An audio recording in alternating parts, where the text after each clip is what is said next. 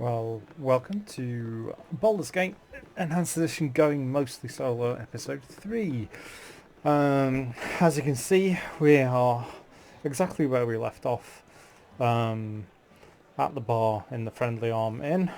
And in this little next segment, I'm going to take us down to Beregost, which is the first settlement that is not Candlekeep that you can go to. But before we actually leave the inn, I should probably show Not you a around. problem. We can collect a couple of quests and can It will be done. show you around the place. So there are quite a few things that you can actually raid. As usual, before you go around thieving stuff, it is a good idea to do a quick save first, so if you get caught, you can reload and not take the reputation hit. Evidently, quite a bit of this stuff. Ooh, that's nice. Hopefully you didn't get caught. No, they're still asleep. Some of the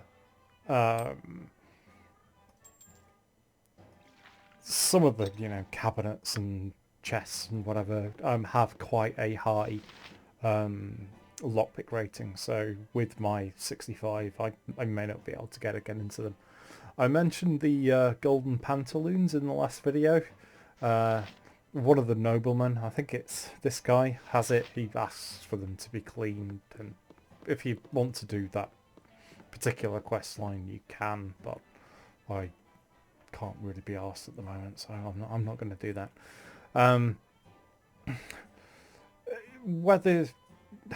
Bearing in mind that you just sold something for 9,000 gold, if you really want to be risking your reputation trying to steal stuff, when the things like golden rings are only worth about 30 GP, is it really worth it? Probably not. You also, at this kind of skill level, you don't want to be going around lockpicking, pickpocketing people either. So while there are, things that you can try and open in here, I'm not really going to bother. I am, however, going to pay a visit to Unchi, because this, I think it's a gnome, has lost a belt or two. Are you going to talk? You cannot get Oh, there we better are. than the stability stone walls provide. So she's lost a girdle of piercing to a rogue ogre. We'll meet them in the next area. Though while this is a journaled quest, I'm probably going to end up keeping the belt. So it's a good thing to have. And Landrin here has a spider problem. A pleasure it is to meet you. Okay, so we're going to Beregost, but this kind of spider infestation is not such a good thing to try at level 1. So we'll maybe wait a little while before we actually do that. Not a problem. Now, at the end of the first video, With ease. the last video, you have to forgive me. This is I don't have a script as such. It's just I have talking points, so I'm gonna make frequent mistakes in this because I have like 0 production value, and I'm kind of freewheeling, even though I have a vague plan of what I'm going to go through. So at the end of the last video, I mentioned that there's a quest that will boost your reputation that's available in the outskirts of outside the keep. I said Candlekeep rather than the Friendly Arm, which is where we are. But if I just quickly look at the map, just up here on the other side of the keep wall, there's a bunch of hobgoblins who have a ring, which is quite valuable in and of itself. But there's a lady in this house here who will say nice things about you if you get it back for her and return it, though you do have to enter her house uninvited, and somehow she still says nice things about you, even though after she wanders off with the ring you can then go and burgle her house.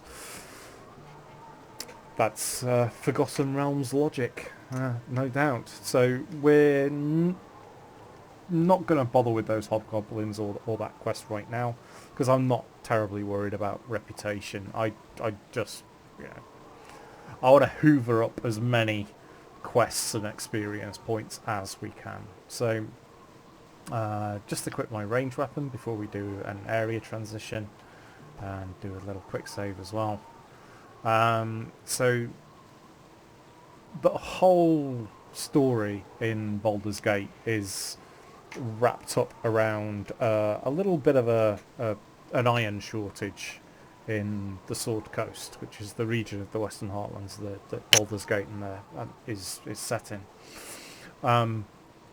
And so there are bandits on the roads who occasionally waylay you on area transitions, and they are basically contaminating all the iron, and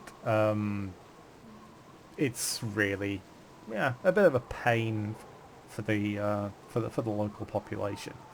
We'll get further into the politics as we progress through the storyline, but as it says in the journal, to investigate this iron crisis, you have to go south to Nashkel, because that's where the nearest iron mine is.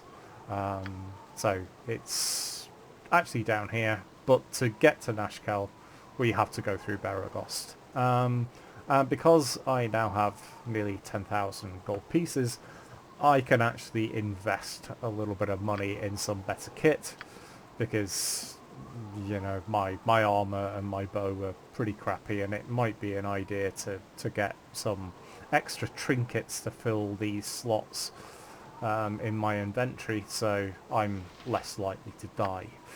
But we are going to have to get to Beregost first, which means going back down to the coastway. Good, I didn't get jumped by wolves or bandits. It will be done. So you can see we didn't really explore much of the area, and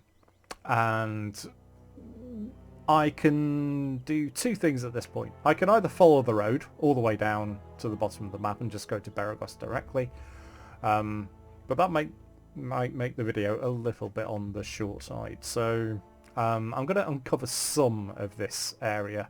So I'm going to actually go east and try and pick up this Girdle of Piercing. Now, bearing in mind that I am a level 1 thief, this may sound like insanity, because if that ogre gets close enough to me, he can kill me with one hit. But the trick is, he has to get close to me because I have this oil of speed, which is effectively hastes me and doubles my movement rate. So I'm just going to meet a little scripted encounter. And you can kind of ask him, you know, what's kind of in the area or whatever. So he's just a little bit of background colour. And we're going to head east off the road. So in these areas, in these wildlife areas, there are random encounters and scripted encounters. The random encounters are pretty variable. They can go from benign black or brown bears, anything up to, well, wolves, packs of svarts, Tazloi, all sorts of horrible things. So we're risking a little bit here in trying to, you know, just uncover a little bit of the fog of unexploredness. So we'll probably encounter a couple of Svarts before these little blue-skinned dwarf-type creatures. I think there's some kind of goblin or something. Oh no, we get a wolf. Okay, so wolves can be trouble. So we'll see how we get on with this. And I probably should have quick saved before I left the road, but if we die, we die. So I'm targeting.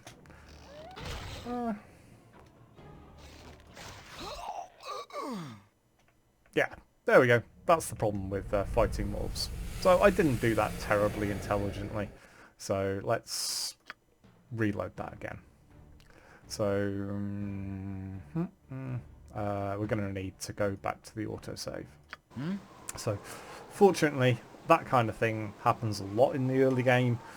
So whenever you do an area transition, Not a problem. it autosaves the game before you do the transition, just in case you get a horrible encounter like that. So With ease. we'll just quickly go through the Hello, pal. scripted encounter again. And I'll try and be a little bit smarter about running away a little bit sooner. With this in Elite Dangerous circles is called the Sir Robin, after the brave knight who ran away in in Monty Python's Holy Grail. So I only get one attack per round, so as soon as I've loosed off my first arrow, I need to run away for 6 seconds before I can actually cue my next action. Because this guy is going to have me for lunch. And of course I missed with my first thing. So this is where the real time with pause is actually quite useful. You do need to be a little bit wary, because you don't want to run into areas where you might actually spawn another encounter. So this running away tactic does even have its own risks. And so I'm not doing too much damage with the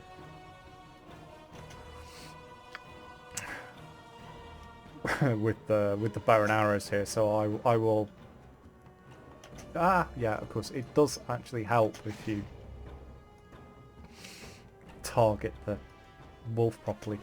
I'm not normally this bad. It's only because I'm recording it, where I'm not used to giving commentary as well as playing. So okay, there we go. And dodge the melee attack. Keep going. Okay, that should be another round.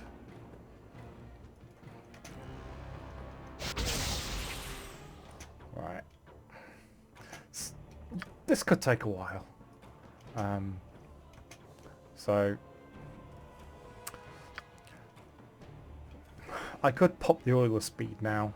I probably should have done that to begin with, actually. But I think I want to put a little bit more distance between me and this wolf before I stand still for a round.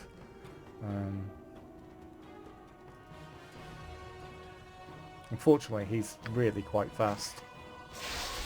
Okay, so now, because I'm hasted, I can actually do a proper, what we used to call in World of Warcraft, kiting, which is where you do an attack. Oh, who have I... Oh no, it's him. He's at the edge of my thing. I got worried for a second that I uncovered something else. And of course I'm still missing. I'm probably going to waste this potion of speed actually just killing the wolf. Come on. Okay, he's almost there. This is where the little health bars above the NPCs is actually quite useful. Before they had this, it was actually really difficult to tell how many hit points they had left. You did get the little near death or badly wounded thing, but you never really had too much of an idea of how much damage you still needed to do in the original version. Phew. 65 whole hit points. Okay. So I only died once. That's okay. So here is our friend, the ogre. And we're going to effectively do the same thing. We're just going to kite him around with the oil of speed. Because now I get 2 attacks per turn rather than just the one. So oh, of course I can't see him behind the thing. I've actually run too far out of the way. Okay. And if we run back the way we came, hopefully we won't spawn another random encounter. Come on, stop missing. Ah. Come on. Okay, I am not going toe to toe with an ogre when I've only got 8 hit points.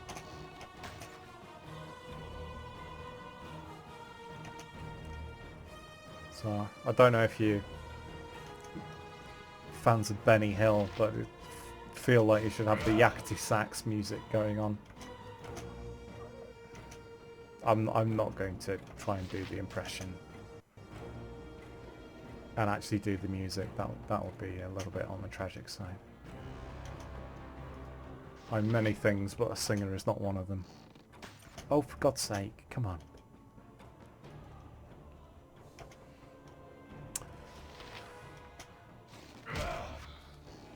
Ah, hooray! There he goes. Right, I'm not going to pick up the Morning Star. It's not worth terribly much. I can't use it, and it's really heavy. So that was the ogre with the belt fetish. One of these is the girdle of piercing, which will give me a nice armor class bonus to piercing attacks. This one, don't put it on unless you want to change gender, because it's a really weird girdle, which is, there's a quest in Baldur's Gate 2 where one of the characters who you will meet when we get to Nashkel actually has his gender changed, so Edwin becomes Edwina, and of course it's cursed. So if you put this on, you need to get a cleric to do a remove curse spell for you to be able to take it off. But as I mentioned a little while ago, I'm not going to give this girdle back because it does give me a couple of really nice armor class modifiers that makes me harder to hit by missiles, piercing and slashing attacks. So, well, I think that, if I just look quickly again at the armor class modifiers, I think one of these actually comes from the armor rather than the belt, but yeah. Hopefully you get the idea. So let's take a sip of tea and calm down while we recover from the fight with the ogre, and I'll brush with death with the wolf. Now, actually, having this potion of speed active means that I can uncover the map and all of these dark areas in a little bit less time than, well, half the time that it would normally take. Though by doing this, I am risking other, random encounters.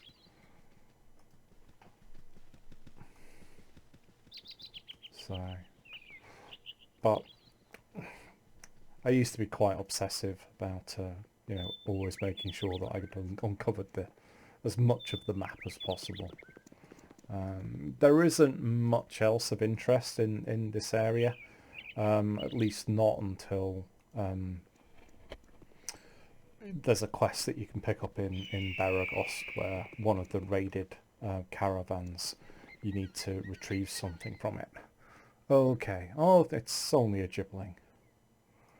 That's nothing to worry about. Hopefully. Famous last words. Oh, that was worth it. And gold piece. So it tends to be safer near the roads for reasons which I presume are obvious.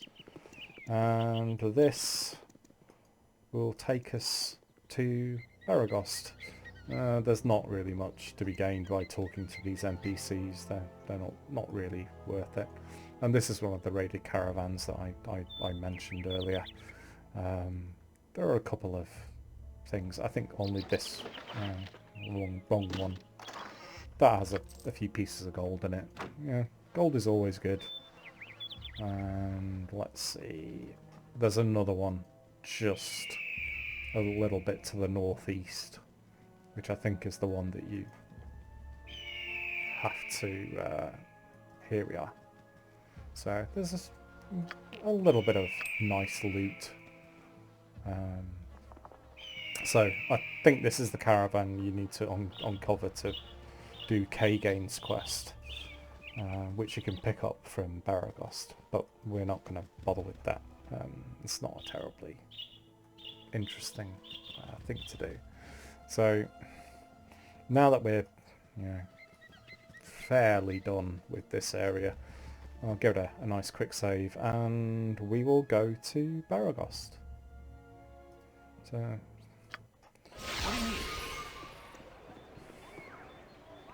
Beregost comes with its own little tour guide, so you can ask a few questions.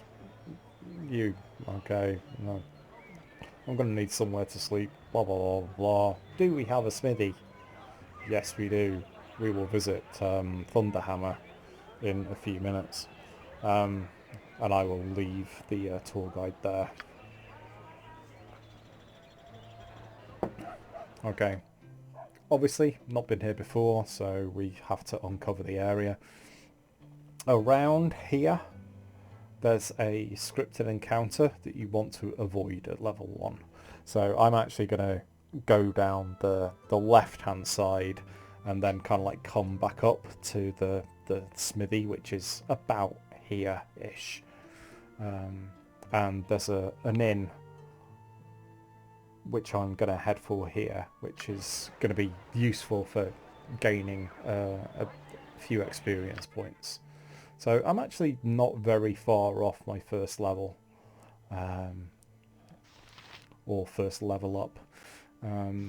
So we can sort that first level pretty quickly. So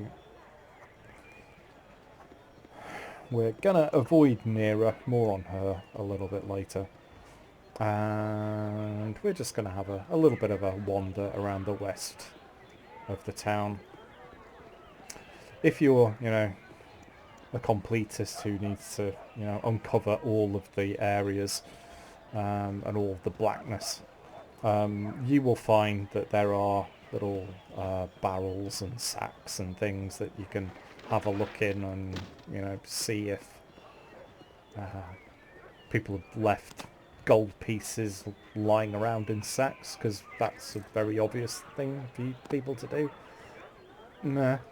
And there are houses that you can go into. Some of them are locked, and the residents don't terribly like it if you go in uninvited. I won't really be doing too much of that. Mainly, I'm a good character. I don't needlessly break into people's houses if I don't want to. And in the game, sorry, obvious joke. Had to be done. So we're into the centre of town. This chap here is a very annoying bard who will give you a quest, which is, again, probably advisable to leave to level 2 or 3 because it involves a nasty spellcaster. And if I have a quick look at the map, that name looks rather familiar, since we got the guy's identify scroll. So let's pay a visit to our It's hard to find decent friend folk Firebeard, nowadays. and he gives you a quest. This is I think it's a With ease. new thing Not a from problem. the enhanced edition. So Fel posts in here. There's a book you can buy for about 3 gold that you can give back to him, and the Firebead will give you a little bit of XP, but he will also give you a scroll case, which is useful for not having magic scrolls clogging up your inventory. There's also another couple of inventory saver, like multi-bag things that we'll get a little bit later. Because of the tension in the Sword Coast, adventurers aren't terribly popular, and there's going to be a scripted encounter for when I actually enter the inn that you can role play, and there are one's a very good outcome and one's a less good outcome. Here now, get out. I don't like your type in here. You tell him, Marl. Yeah, sophisticated fellows. So they will pester you, and Are you talking to me? here he goes. Are you talking to me? Very nice taxi driver reference. So you can either try and calm him down, ignore him, or just threaten him, which will result in a fight. The most experience is you can get is actually by talking him down. So I'm going to talk him down. So that one. I'm not responsible for what the fates deal. And yeah, it's a calling. Yeah. Blah blah blah. And yeah, well, yeah, I'm sorry he's dead. Well, you know, let's get drunk. Fine. And 900 XP, which all go to me. Hooray! There would be a level up. So I now have enough experience to actually gain my next level. So let's do that. Because I'm playing on normal, I don't need to worry about hit point gains and things like that. I just get the maximum that are available. So now we can think about, you know, what are we going to invest our skill points in. Well, opinions on this vary. You can either just plump everything still into open locks if you just want to be raiding stuff. Upstairs in the inn that we're in right now, there is a merchant who has a very useful nymph cloak. You need a really high pickpocket score to be able to steal it from him without getting caught. So you're not going to be able to do that even if you kind of like put an extra 25% in pickpocket.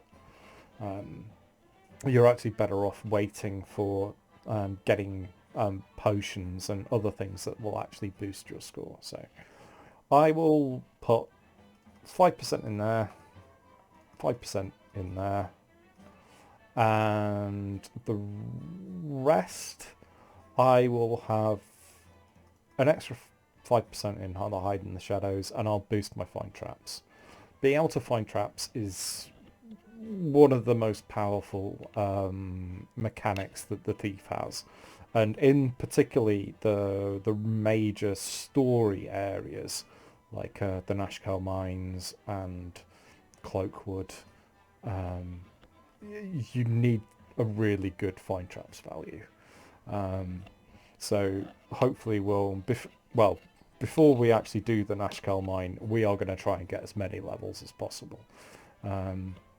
So hopefully I will have really solid scores in find traps, move silently, hide in shadows, and a middling score in pickpockets, and open locks will hopefully almost be maxed out.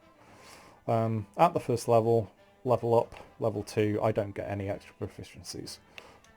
If I do, well, when I do get my next one, I'm actually going to put it in the single weapon style, so I get a nice armour class bonus, so I don't need to use the booklet anymore. Saves me a bit of weight and encumbrance. So you'll notice that now I've got my second level, I can actually dual class. I'm not going to do that right now because a level 2 thief is dual class to mage or fighter it's not actually terribly that useful. So you know, we want to get this up to about level 8 or so before we start really thinking about dual classing, because otherwise we won't have enough experience points in Baldur's Gate to actually have both classes up and running, so I can access all the skills and all the proficiencies. So not really worth it. Now my next level, I don't actually have too far to go, because that was a quite a big chunk of experience points. So it's actually taken me past the level threshold by quite a significant margin. So that's a really good reason to come to this place nice and early in the game. It will be done. Now, here's the bartender and the guy in charge. So, again, advantage of resting in inns is that not only can you recover lots and lots of hit points compared to sleeping in the wild, you're also guaranteed not to be disturbed, because I can promise you it's no fun to be in Cloakwood trying to recover spells or hit points and you keep getting woken up by giant spiders. No fun at all. I could have this identified. It's not really worth it because it's like 100 gold to identify it. And it's only worth 100 gold, so I'm just going to flog it, because it's unusable. So I'll get rid of that. This is the book that Firebead wants, so I'll buy a copy of that. And in terms of the other bits of equipment that you can buy in here, it's quite good for armor and magical weapons. So if you've got kind of like an unusual weapon proficiency like Bastard Sword, this is quite a good place to come. And also for things, for obviously for the axe. And this is one of the best bows in the game. And so if you've sold the magical ring, the Ever Memory, you can get this pretty much, within the first hour and a bit of the game, which is very, very handy, especially for a ranger.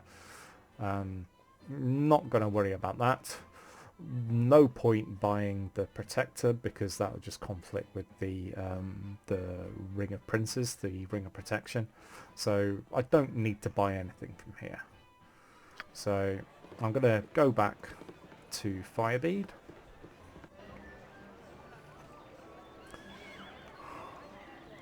With ease.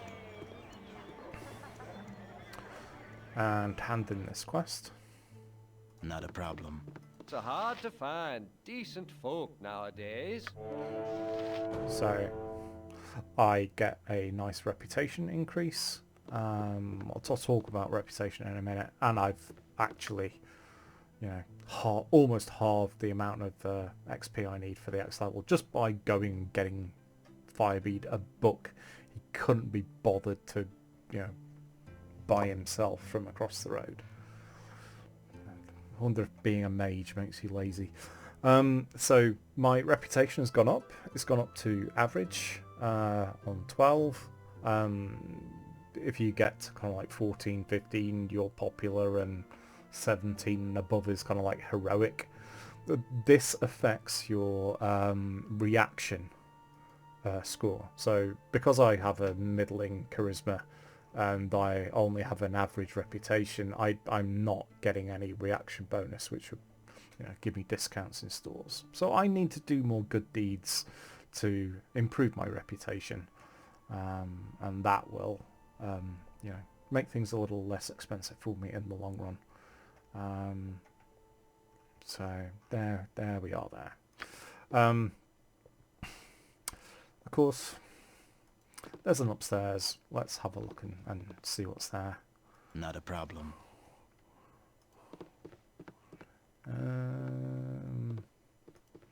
Well, there are a couple of raidable things. So, jade ring, and a little bit of gold. So I'm making quite a good profit on that particular quest. And when his back is turned, a little quick save. Grab some XP from unlocking. And just grab a bit more gold. See you later, Mr. Firebead. And as you can see, he's left me a scroll case, which you can fill up with scrolls that you'll pick up along the way, and you have another book, which the colour text in here gives you a little bit of foreshadowing to let you know what's going on.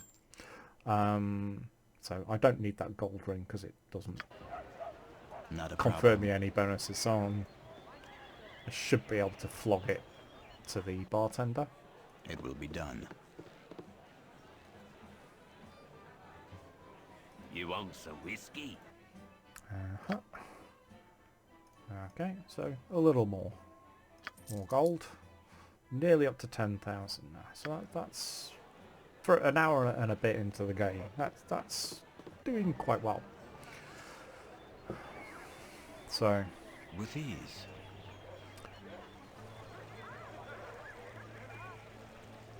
So even though I've got my second level, I'm not going to trigger that quest yet, because Garrick works for Silky, who's a little bit of an evil witch, and she's a mage, arcane spellcaster, and she actually has a +1 quarterstaff. You can tell it's magical because it's not brown. There are also a couple of inns around here that are worth avoiding, because they have encounters in them that you would find quite difficult to survive at this point.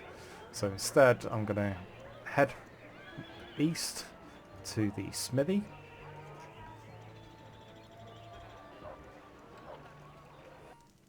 And say hello to one of the best smithies in the realms. What you wish done? Apparently he's Irish. So I've got nothing to sell. I just came in here because I wanted to show you the main reason I sold the ring. Because for a thief, the best armour that you can get in the game is here, the shadow armour. So it's +3 studded leather, and it gives you a hide in shadows bonus, which makes it really, really good for sneaking around in. Obviously, I can't afford it. I'm going to need to scramble together another 6,000 gold from somewhere. If I had a much better reputation or had a much better charisma, and this reaction bonus was actually non-zero, it would actually be a little bit cheaper. And it's arguable whether I would be able to afford it right now. But I should be able to get it fairly soon. One thing I am going to buy though is this short bow, because anything with a +1 means it's going to be easier for you to hit stuff. This is one of the best, if not the best, smithy in the entire game, and it has lots of magical weapons, which are very worth getting pretty much as soon as you can, because there are actually some enemies out there that do require a magical component to them to actually even register hits. Like, normal weapons will just be ineffective. The other advantage of having a magical weapon is that these guys won't break. If you have a regular metal weapon, there is a risk that in melee it will just simply just fracture and actually just get smashed to bits. I'm not 100% sure about this, but this may be quite a good incentive for you to actually go about with a katana or one of the other kind of like oriental weapons, like the wakizashi and the ninjato, because they're not made locally, so you can actually use them without them actually shattering it in your hand, which you don't really want to happen if you're using regular weapons, especially if you're fighting a dreadwolf or something. You don't want your longsword to break within the middle of the encounter. Until you can afford +1 magical weapons, it's a good idea to carry a spare or two, just in case. So you can get most magical weapons in here. So the slings, the quarterstaffs for the spellcasters, and the composite longbow +1 that you can't get in here is available in the inn. So that's really not such a bad thing. I'm not going to get the leather +1 because I really just want to save my money for the shadow armor. So I'm only now on about halfway there, so we will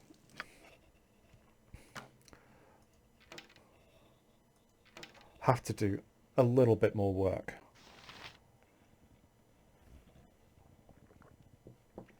I could also buy some +1 arrows, just in case I come up against something that requires magical weapons, because my katana is not actually enchanted, but we'll take the risk and not actually worry about it too much. So, one final thing to show you before I wrap this video up and move us on to the next stage of our journey. The Jovial Juggler is another good place to pick up a couple of quests, which I'm not going to bother with for the moment, because you can actually achieve the objectives without taking the quests on first. And this house here, as it says on the map, is Landrin's house. This has 4 huge spiders in it. As a level 2 thief, I am not going to do this now, especially because I don't have any antidote potions. I could go east off the map here to go to the local temple area. In there I could acquire a few antidote potions, or I could have bought them at the Temple of Wisdom at the Friendly Arm. Again, I'm not going to do that right now, because the temple area, you're probably well advised to wait until at least level 4 before you go there and have magical weapons, because in some parts of the map there are some quite high level wolves, and you saw how well I did at level 1 with just one wolf, not a dread wolf or a vampiric wolf that you'll find in the temple area. So I'm just gonna park myself here next to the jovial juggler and wrap this video up, and plan episode 4, which is where we will actually take a few further steps south and visit Nashkel itself, because if you want to play Baldur's Gate solo, you want to go to Nashkel as soon as possible if you have a fighter class. I will show you the very, very, very good reason to do that in our next video. Thank you for watching. I hope you enjoyed it, and I hope to see you next time.